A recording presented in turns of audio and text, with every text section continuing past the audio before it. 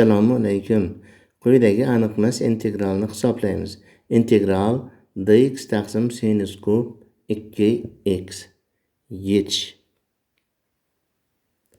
Berilgan integralni G harfi bilan belgilaymiz. Integral dx bo'lingan sinus kub 2x. Bu integralni hisoblashda bo'laklab integrallash formulasini qo'llaymiz. U barobar 1 taqsim sinus 2x. U holda u teng bo'ladi minus 2 kosinus 2x bo'lingan sinus kvadrat 2x va barobar minus 1 taqsim 2 kotangens 2x. U holda bo'laklab integrallash formulasiga ko'ra minus 1 taqsim 2 kotangens 2x bo'lingan sinus 2x minus integral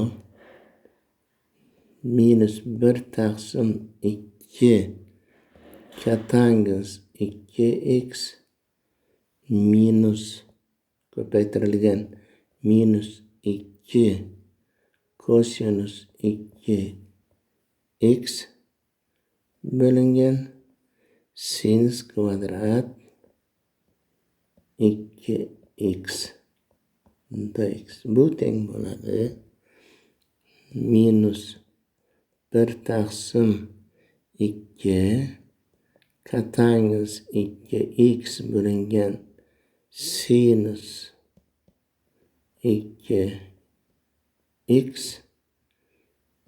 minus integral kosinus 2x bo'lingan sinus 2x ko'paytirilgan kosinus 2x bo'lingan sinus kvadrat 2x dx. Bu teng minus 1 taqsim 2 kotangens 2x bo'lingan sinus 2x minus kosinus kvadrat 2x bo'lingan sinus kub 2x dx teng minus 1 taqsim 2 kotangens 2x bo'lingan sinus 2x minus integral 1 minus sinus kvadrat 2x bo'lingan sinus kub 2x dx.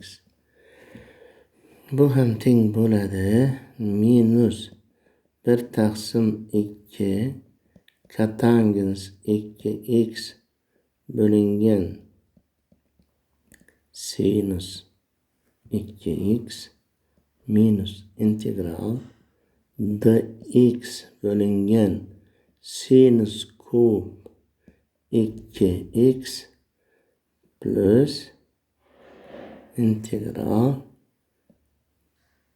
sinus kvadrat 2x bo'lingan sinus kub 2x dx. Bu teng minus 1 taqsim 2 kotangens 2x bo'lingan sinus 2x minus mana bu berilgan integralga teng bo'lganligi uchun uni o'rniga g qo'yamiz va plus integral dx taqsim sinus 2x. Endi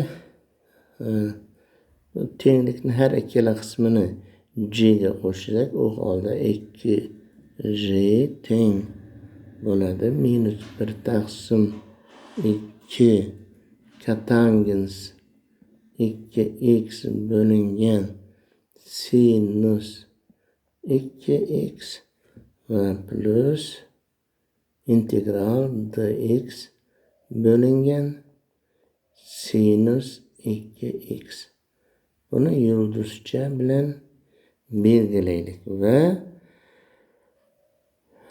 ikkinchi qo'shiluvchi integralni hisoblaymiz. Ya'ni dx taqsim sinus 2x teng integral sinus kvadrat x plus kosinus kvadrat x bo'lingan 2 sinus x ko'paytirilgan kosinus x dx. Bu teng 1 taqsim 2 integral sinus x bo'lingan kosinus x dx plus 1 taqsim 2 integral kosinus x taqsim sinus x dx. Bu teng bo'ladi. Teng minus 1 taqsim 2 minus 1 taqsim 2 natural logaritm kosinus x plus 1 taqsim 2 natural logaritm sinus x yoki bu teng 1 taqsim 2 natural logaritm tangens x. Demek yulduzchadan buni yulduzchaga olib qo'ysak, u holda 2g teng bo'ladi minus 1 taqsim 2 katangens 2x bo'lingan sinus 2x va plus 1 taqsim 2 natural logaritm tangens x plus c yoki g barabar minus 1 taqsim 4 katangens 2x bo'lingan sinus 2x plus 1 taqsim 4 natural logaritm tangens x plus c. E'tiboringiz uchun rahmat.